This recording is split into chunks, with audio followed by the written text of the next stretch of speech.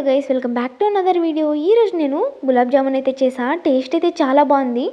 మీరు ఒకసారి ఇంట్లో ట్రై చేయండి. టేస్ట్ అయితే చాలా బాగుంటుంది. ముందుగా ఒక గిన్నె తీసుకొని దాంట్లోకి ఒక పెద్ద బెల్లం ఉంట వేసుకోవాలి.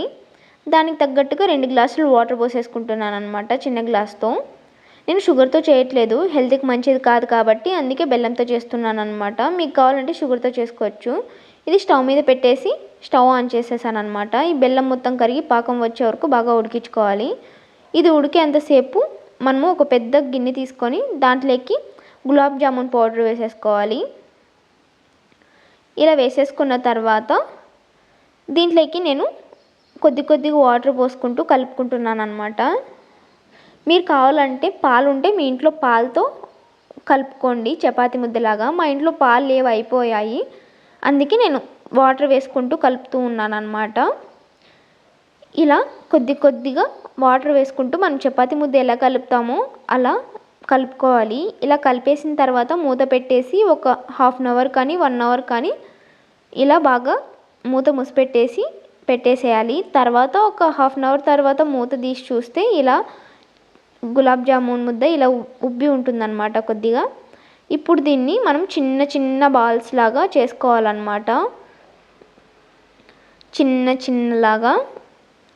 చిన్న బాల్స్ లాగా క్రాక్స్ లేకుండా నీట్గా చేసుకోవాలి.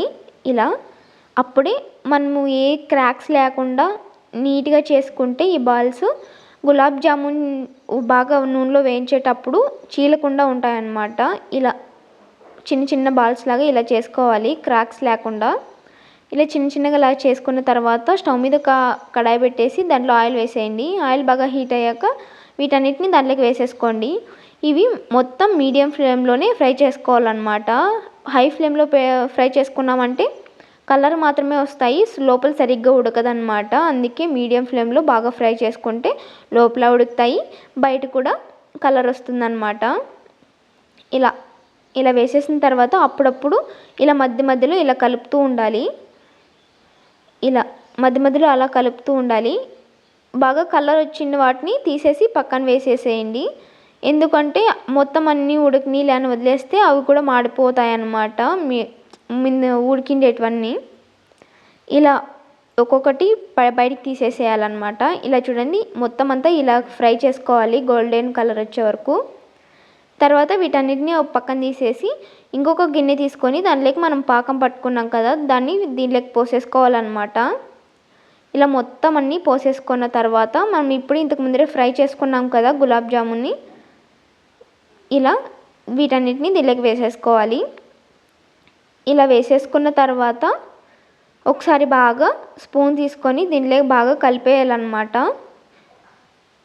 చూడండి, ఇలా ఒక స్పూన్ తీసుకొని ఇలా బాగా మిక్స్ చేసేసేయాలి.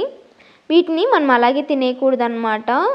ఈ గులాబ్ జామున్స్ ఈ వాటర్ మొత్తం పీల్చుకున్న తర్వాత అప్పుడు తినాలి. ఇప్పుడు ఒక మూత పెట్టేసి ఒక 10 మినిట్స్ తర్వాత తీసి చూస్తే ఇలా గులాబ్ జామున్ మొత్తం ఈ పాకం మొత్తం పీల్చుకొని ఇలా ఉబ్బి ఉంటాయన్నమాట. ఇలాంటప్పుడు తింటే టేస్ట్ అయితే చాలా బాగుంటాయి. ఇలా ఒక్కొక్కటి ఒక్కొక్క కప్లోకి వేసేసుకొని తింటే చాలా అంటే చాలా బాగుంటాయి. మా ఇంట్లో వాళ్ళకి చాలా బాగా నచ్చాయన్నమాట. మీరు ఒకసారి ఇంట్లో ట్రై చేయండి. ఎలా వచ్చిందో కామెంట్ సెక్షన్లో కామెంట్ చేసేయండి. నాకైతే గులాబ్ జామున్ అంటే చాలా ఇష్టము. నా బర్త్డేస్ కానీ ఏమన్నా నేను హాస్టల్ నుంచి ఇంటికి వచ్చినప్పుడు కానీ మా మమ్మీ చాలా చేసి పెట్టేది, ఎందుకంటే నాకు గులాబ్ జామున్ అంటే చాలా ఇష్టం కాబట్టి. ఈ వీడియో నచ్చితే లైక్ చేయండి, షేర్ చేయండి, కామెంట్ చేయండి. మరొక వీడియోలో మళ్ళీ కలుసుకుందాం. Bye guys.